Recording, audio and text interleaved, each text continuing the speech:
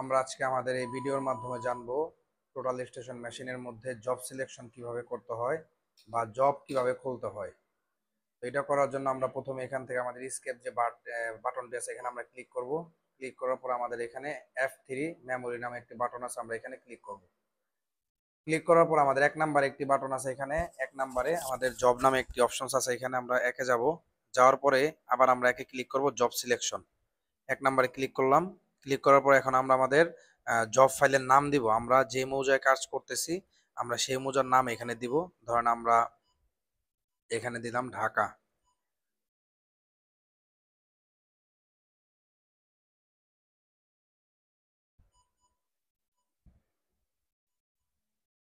ধরেন ঢাকা দিলাম, আমি এটা ঢাকা দিয়ে আমি এখানে ওকে দিলাম। ঠিক আছে, আমার এখানে জব ক্রিয়েটের কাজ শেষ। এখন আমার যে কোঅর্ডিনেট আর কি, কোঅর্ডিনেট রিড জব, আমি যে টপো সার্ভের যে ডাটাগুলো নিব এই ডাটাগুলো আমার ফাইলের জন্য এই ফাইলটাকে সিলেক্ট করে দিতে হবে। সেক্ষেত্রে আমি 2 নাম্বারে যাব। 2-এ যাওয়ার পরে আমাদের এখানে দেখেন তিনগাঁও আগে যে ফাইলটি ছিল সেই ফাইলটি এখানে সিলেক্ট হয়ে রয়েছে। এখানে যদি আমরা লিস্টে ক্লিক করি, লিস্টে ক্লিক করার পরে আমরা এখানে যতগুলা কাজ করেছি এইখানে এই জবগুলো পেয়ে যাবেন। তো এখানে যাওয়ার পরে দেখেন তিনগাঁও। তো আমরা যদি উপরে যাই ঢাকা নামে, যে ঢাকা জব, ঢাকা জব নামে আমাদের যে অপশনটি আছে এখানে আমরা ক্লিক করে এন্টারে দিয়ে দেব। এন্টার দিলে আমার জব ফাইলটা আমার এখানে ক্রিয়েট হয়ে গেছে। এখন যদি আমরা এখান থেকে কোঅর্ডিনেট বা আমাদের টপো সার্ভের কাজ করতে চাই, আমরা পেজ 3-তে গিয়ে মেনুতে যাব। মেনুতে গিয়ে যে কোঅর্ডিনেট যে অপশনটি আছে এখানে গিয়ে আমরা যে observation station data back side data check করে আমরা এখানে আমাদের ডাটাগুলো এখন আমরা খুব সহজেই নিয়ে নিতে পারবো। আমরা আজকে আমাদের এই ভিডিওর মাধ্যমে জানবো টোটাল স্টেশন মেশিনের মধ্যে জব সিলেকশন কিভাবে করতে হয় বা জব কিভাবে খুলতে হয়। তো এটা করার জন্য আমরা প্রথমে এখান থেকে আমাদের স্কেপ যে বাটনটি আছে এখানে আমরা ক্লিক করব।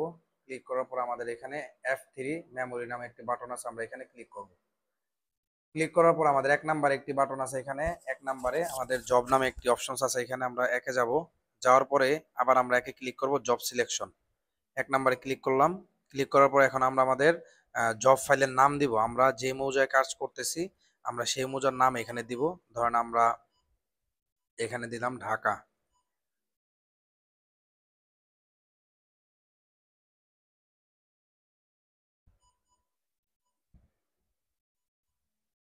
ধরেন ঢাকা দিলাম, আমি এটা ঢাকা দিয়ে আমি এখানে ওকে দিলাম।